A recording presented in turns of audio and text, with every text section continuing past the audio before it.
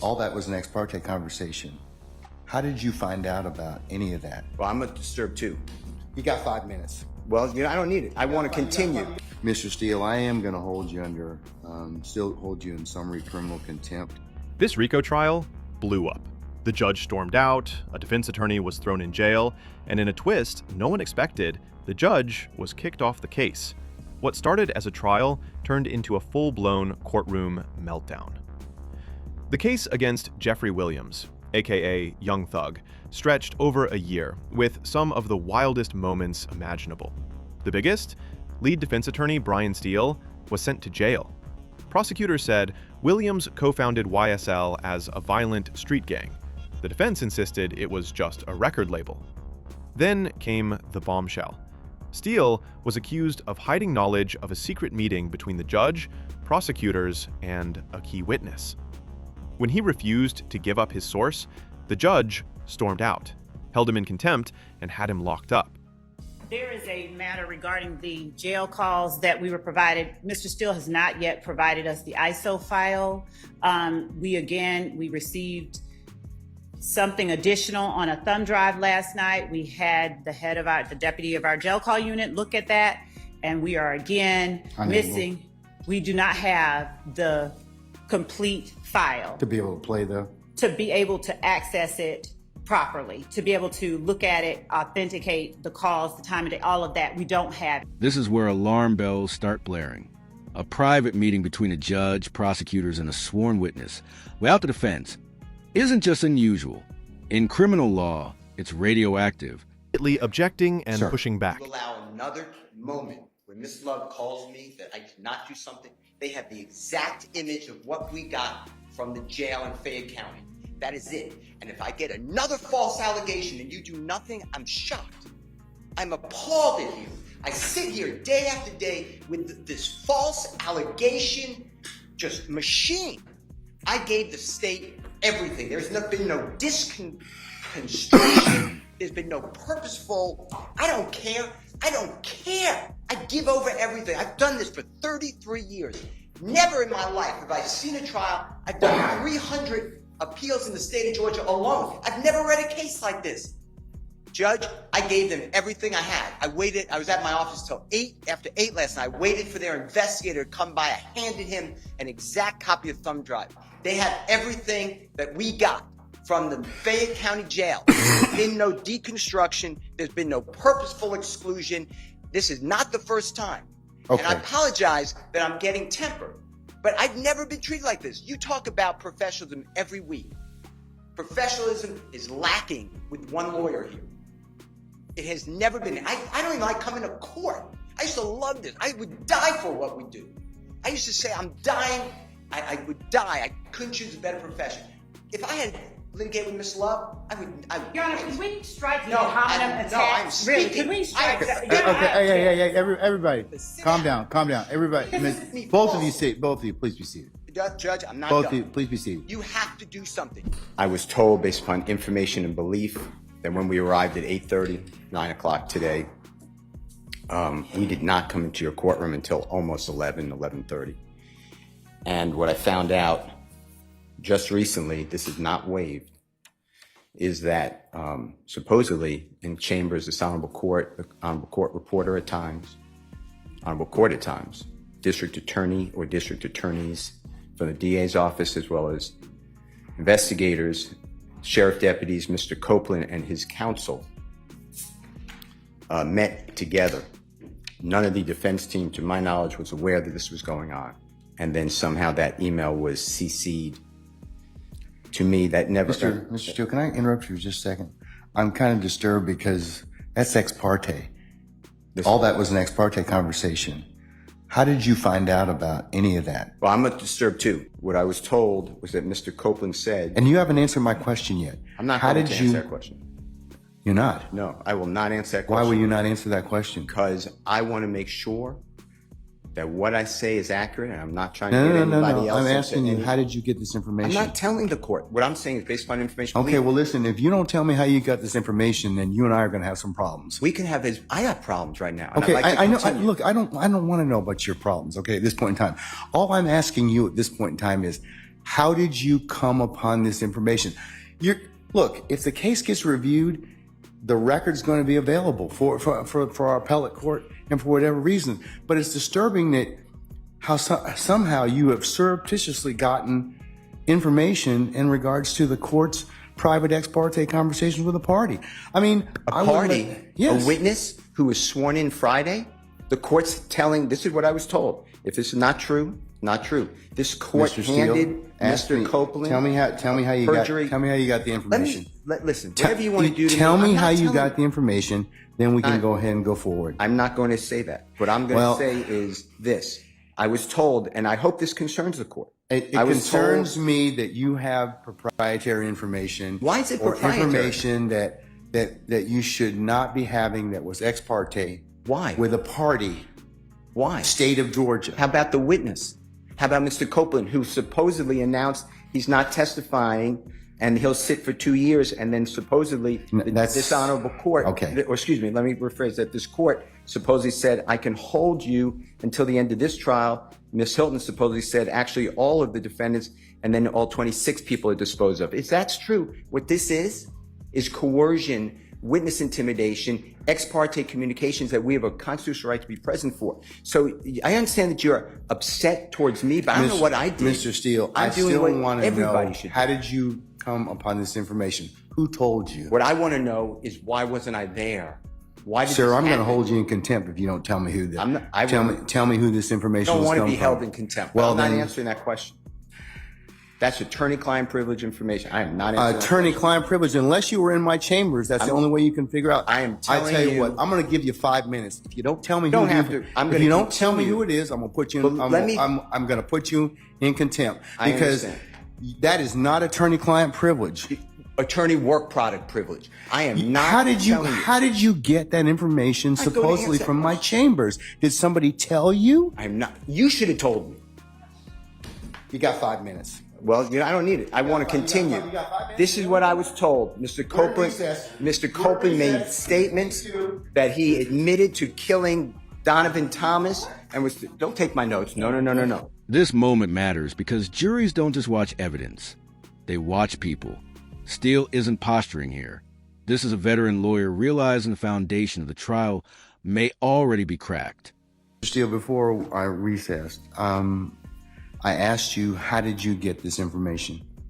And it is not covered by work product.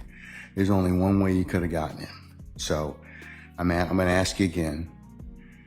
And I respect that. And it gives me no joy, but as you know, Georgia Rule Professional Conduct, please check me. Rule 1.6, comment 5 reads, and this is what I have. 1.6 I know what the rule says, but here's the thing. Well, let me just. You need to please tell me who you got it from. I'm not asking you sum and substance of anything as of yet, okay? But I need you to tell me how you got the information. If you don't tell me how you got the information, I'm going to hold you in contempt. I understand, and I don't want to be held in contempt. And I don't want to hold you in contempt, but this is so sacrosanct to have a conversation in my chambers parroted to you and others. It is that serious. Yeah. And that's why I raised it. It is that serious that we should have been there, and it shouldn't have happened. Sir, that's a whole separate issue, and that's why ex parte conversations are recorded. Why would it be ex parte? You're acting like it's ex parte under seal. It's ex parte. It's ex parte because that's what the state asked me to do. It's just like when you asked me for an ex parte conversation. I've never asked this honorable court or any court to meet with me and a witness. Sir, you're straying off the issue. I'm not. The issue is how did you get this information? I understand the issue. I promise you I understand it. But what I'm trying to ask you is, if you look at comment 5, this is how I understand the law. You cannot you can't violate something and then use privilege. Okay? I'm not violating anything. Okay, but that's why I'm saying, how did you get the information? But just listen to what I'm trying to tell you. You're threatening me with contempt. The privilege in 1.6 would occur if you were in the right place, right time to begin with. You weren't. Let me tell you. I'm just reading from it. But if I'm reading it wrong, I'm not trying to. It says 1.6 applies not merely to matters communicated in confidence by the client, but also to all information gained in the professional relationship, whatever its source. So you're asking me to break, you're ordering me, maybe, you're asking me, I'm not saying you're ordering me, but to give you information, and you're saying it's not sum and substance, but I'm telling you I can't do that under the bar rules. All right. Well, I'm going to hold you in contempt, and you can think about it. 5 o'clock today, we'll see where you are at that stand on that point. Because no, that's not what I understand the rule to be. I've not asked you sum and substance of what was said. I asked you how you got it. I can't do that. Yes, you can, because I have an idea how you got it. Well, your idea I have may an be idea wrong. how you got it, but that's improper, sir. Your idea may be wrong, and you're asking me to listen. I told you the first time, and I'm not going to breach that confidence. I don't want to hold you in contempt, but this is that serious. Judge, You cannot eavesdrop and get information that was not meant for you to hear at that particular point in time. Judge, you listen, and listen. I'll do whatever you want to 5 o'clock or thereafter. But what I'm trying to tell you is, Your Honor, this is so serious to me. We need a hearing, and I'm moving for a mistrial. It is my understanding, based upon information belief, From whom? part of it. From whom? Well, I'd like to get the substance first, and then we can talk. Okay, well, then you'll be in custody until then, because you need to tell me how you got the information. I'm not asking you what was said. You've already kind of given us some snippets of what you said. That tells me that somebody parroted that information to you. So, But you're assuming something because I told you already. well, then, other than answer if that you were under sitting, attorney-client. unless you were sitting in there with a recorder, or Miss Love, or Miss Hilton, or one of the deputies gave you that information, or Miss Weaver shot you a rough copy of the transcript, there's only one other person that's left. Well, Your Honor. And if that person gave you that information or shared that information with you, she probably violated privilege. Well, let me tell you two things. One, I don't know how that is a privileged communication. It shouldn't have been. Well, it's because she has a client she's supposed to represent. Who are you talking But about? anyways, I'm not going to have a... When I got this information... I'm not going to have any further conversation Well- with you about this. I want to know, the question still remains. I want to know who gave you the information? I'd like to know what information happened outside our presence. That's real. Quick legal translation. Ex parte means one side talks to the judge without the other present. In a criminal case, especially with a witness, that's the kind of error appeals courts love because it screams unfairness. Is it criminal contempt that you held him in? Yes, ma'am. Okay, and you said you had a hearing earlier today. With criminal contempt, I told him what the contempt was, and that was he refused to order the court. If counsel, as you know, if the court orders you to do something and you don't, that's criminal contempt. So I've asked him several times, please just tell me who it is that told you. I didn't ask or inquire about anything that was said. I just want to know who it was. Now, Mr. Steele has indicated to us he does not believe that he can answer the question without violating his duty of loyalty and duty of confidentiality to his client. So he is being placed in a position where he's either going to jail or he's going to commit an offense that will put his license to practice law at risk. And that is an untenable position to be in.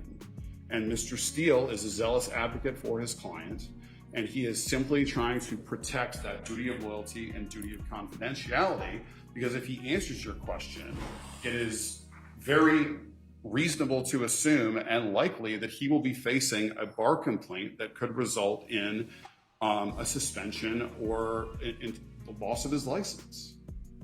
And so he's in a very, very difficult position where if we were able to have a full contested hearing with the benefit of witnesses and an impartial judge where you're a witness, then everybody could present their side of the story. And I'm not doing that. The reason being is because that takes away the whole point of criminal contempt, and that is you do something, the court tells you to do something, order of the court, and you don't follow it. I didn't ask him to do anything illegal, immoral, unethical. I just asked him to tell me. I know what the Which is, I believe we got it backwards. What the privilege is the conversation. I didn't ask him about that. I wanted to ask him about who, the person. And okay, I'm sorry. Sorry, Mr. Steele has indicated to us that he does not believe he can answer that question without also violating the privilege. Let that sink in for a second. Judges almost never get removed mid-trial. When that happens, it means something went catastrophically wrong, not just emotionally, but legally. Mr. Steele, I am going to still hold you in summary criminal contempt pursuant to OCJ 15-1-3, subpart 3, for your failure to comply with my earlier order today. I'm going to order that you be taken into custody, incarcerated at the Fulton County Jail for no more than 20 days for this contempt. Those 20 days consisting of every weekend for the next 10 weekends. And you'll be reporting to 901 Wright Street Northwest, Atlanta, Georgia, 30318 at 7 p.m. on Fridays. You'll be released on 7 p.m. on Sundays. And it's to commence this Friday, June the 14th at 7 p.m. and not to end until Sunday, August the 18th at 2024 at 7 p.m., subject to further order of this court. And that will be entered and e-filed, and you may take whatever steps you and your counsel deem appropriate after that. Okay? Can I ask a question? Sure. I'm going to file a notice of appeal, but for whatever reason that doesn't take, and you don't give a bond, then I'd ask that I can be with Mr. Williams and we work on our case all weekend, for all those weekends. Otherwise, I can't prepare. I speak with Mr. Williams all the time. That's up to you, and sir. I will, sir. If that comes to pass, you have my support. I will talk with our sheriff, and we may be able to make that work. Okay.